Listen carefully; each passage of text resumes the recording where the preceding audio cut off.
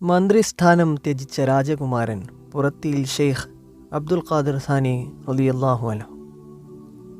കേരളത്തിൽ ബഗ്ദാദി എന്നറിയപ്പെടുന്ന പുറത്തിയിൽ അന്ത്യവിശ്രമം കൊള്ളുന്ന രണ്ടാം അബ്ദുൽ ഖാദിർ എന്ന പുറത്തിയിൽ ഷെയ്ഖ് അബ്ദുൽ ഖാദിർ സാനി റളിയല്ലാഹു അൻഹു. ഒന്നാം അബ്ദുൽ ഖാദിർ ഔസുൽ ആലം ഷെയ്ഖ് മുഹീദ്ദീൻ അബ്ദുൽ ഖാദിർ ജീലാനി റളിയല്ലാഹു അൻഹു ആണെന്ന് നമുക്കെല്ലാവർക്കും അറിയാം. കേരളക്കരയാകെ ആയിരങ്ങൾക്ക് ആത്മീയ വെളിച്ചം പകർന്നു.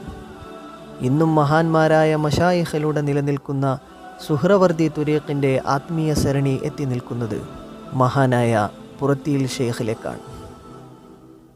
ഹിജ്റ ആയിരങ്ങളിൽ യമനിലെ ഹമദാനിൽ രാജാവായിരുന്ന ഷെയ്ഖ് ഉസ്മാൻ ഹമദാനി റളിയല്ലാഹു അൻഹു എന്നവർ ആത്മീയ ദാഹശമനത്തിനു വേണ്ടി ഭരണവും ചെങ്കോലും വലിച്ചെറിഞ്ഞ് ആധ്യാത്മിക വഴി തേടി ഇറങ്ങിത്തിരിച്ചു. എത്തിയതാകട്ടെ നമ്മുടെ കൊച്ചു കേരളത്തിലെ പ്രസിദ്ധമായ വളപട്ടണത്താണ്. അപ്പോഴാണ് മഹാനവറുകൾക്ക് തന്നിൽ നിന്നും ഒരു ഉന്നതനായ ഒരു കുട്ടി ജനിക്കാനുണ്ടെന്നുള്ള ദിവ്യദർശനമുണ്ടാകുന്നത്.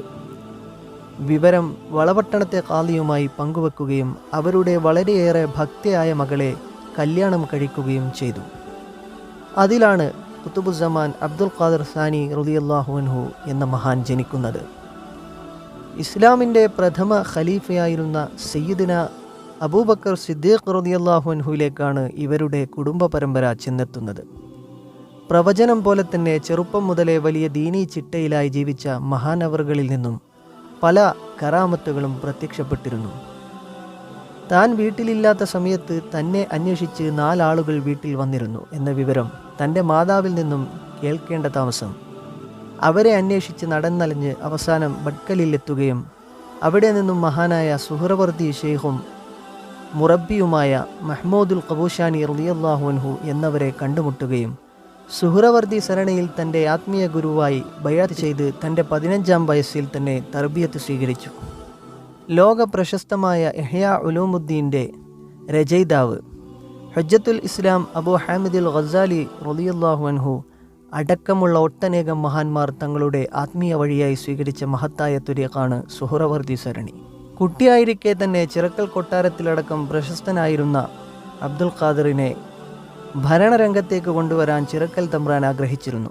പക്ഷേ ആധ്യാത്മിക വഴി തേടി ഹമദാൻ രാജ്യവും കൊട്ടാരവും കിരീടവും ചെങ്കോലും വലിച്ചെറിഞ്ഞ് സാഹിദായി ഇറങ്ങിയ ബാപ്പാൻ്റെ ഈ പുന്നാരമോനെന്ത് മന്ത്രിസ്ഥാനം. അനശ്വരമായ ആത്മീയ ലോകത്തെ പ്രസിദ്ധരായ ചക്രവർത്തിയായി മാറാൻ പോകുന്നവർക്ക് ഈ നശ്വരമായ ഭൗതിക ലോകത്തിലെ ഇട്ടാവട്ടത്തെ മന്ത്രിപ്പണിക്ക് എന്ത് സ്ഥാനം? തൻ്റെ ആത്മീയ പിതാവിനെ കണ്ടതു മുതൽ ഷെയ്ഖ് മുഹീദ്ദീൻ രണ്ടാമൻ രൂപപ്പെടുകയാണിവിടെ. എല്ലാ സുഖങ്ങളും രാജകീയ സൗകര്യങ്ങളും ഒഴിവാക്കി തൻ്റെ നാഥനിൽ മാത്രമായി ലയിച്ചു ചേരാൻ നാടുവിട്ട് ആളും തിരക്കുമില്ലാത്ത ഒരു സ്ഥലമന്വേഷിച്ച് നാടിന് പുറത്തുപോയി. പുറത്തിയിൽ ഷെയ്ഖായി മാറി. നാടിൻ്റെ പുറത്തി എന്ന അർത്ഥത്തിലാണ് പുറത്തിയിൽ എന്ന് വന്നത് എന്ന് മനസ്സിലാകുന്നു. തൻ്റെ ഒരു മുരീദ് ഹജ്ജിന് പോവാൻ ഷെയ്ഖവറുകളോട് സമ്മതം ചോദിച്ചപ്പോൾ മഹാനവറുകൾ പറഞ്ഞു, അവിടെ പരിശുദ്ധ മക്കയിലെത്തിയാൽ ഷെയ്ഖ് മുഹമ്മദ് ബക്രി റളിയല്ലാഹു അൻഹുവിനെ കണ്ട് എൻ്റെ സലാം പറയണം. അതേ പ്രകാരം മുരീദ് കണ്ടെത്തി ബക്കരി തങ്ങളോട് അബ്ദുൽ ഖാദിർ സാനി റളിയല്ലാഹു അൻഹു നിങ്ങൾക്ക് അസ്സലാമു അലൈക്കും എന്ന് പറഞ്ഞിട്ടുണ്ടെന്ന് പറഞ്ഞു. കേട്ട ഉടനെ ബക്കരി തങ്ങൾ തൻ്റെ പണ്ഡിത സദസ്സിനോടായി ചോദിച്ചു, ഈ അബ്ദുൽ ഖാദിർ സാനി എന്ന പേരുള്ള ഒരാളെ ആരെങ്കിലും അറിയുമോ? ഇല്ല എന്ന് സദസ്സ് ഒന്നടങ്കം പറഞ്ഞപ്പോൾ ബക്കരി തങ്ങൾ അല്പസമയം തല താഴ്ത്തി ധ്യാനത്തിലായിരുന്നു. പെട്ടെന്ന് തല ഉയർത്തി 3 വട്ടം സലാം മടക്കി ബക്കരി തങ്ങൾ പറഞ്ഞു, ഇതാണ് ഖുതുബുസ്സമാൻ അബ്ദുൽ ഖാദിർ സാനി റളിയല്ലാഹു അൻഹു. ഈ സംഭവം ഇതേ സമയത്ത് തന്നെ പുറത്തിയിൽ ഷെയ്ഖ് തൻ്റെ മുരീദന്മാരോടും പറഞ്ഞിരുന്നു.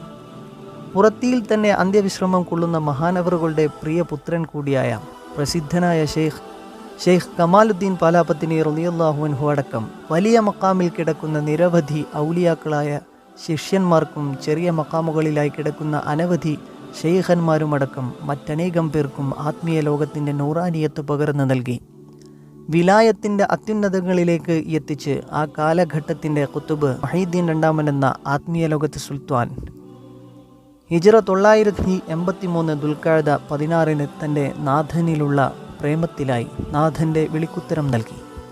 പുറത്തിയിൽ മക്കാമിൽ 458 വർഷങ്ങളായി അന്ത്യവിശ്രമം കൊള്ളുന്നു. ഇന്നും മഹാനവറുകളിലേക്ക് ചേർക്കുന്ന സുഹ്റവർദിയത്തിൽ കുബ്രവ്യത്തിൽ ഹമദാനിയ ശാഖയുടെ തർബിയത്തിൻ്റെ വഴിത്താര കണ്ണിമുറിയാതെ മംഗലാപുരം ബന്ദർ മക്കാമിൽ അന്ത്യവിശ്രമം കൊള്ളുന്ന അഷേഖ് മുഹമ്മദ് മൗലൽ ജലാൽ മസ്താൻ റളിയല്ലാഹു അൻഹുവിൽ നിന്നും അവരുടെ പിൻഗാമികളിലൂടെ നിലനിൽക്കുന്നു. അള്ളാഹു നമുക്ക് സൗഭാഗ്യം നൽകട്ടെ. ആമീൻ.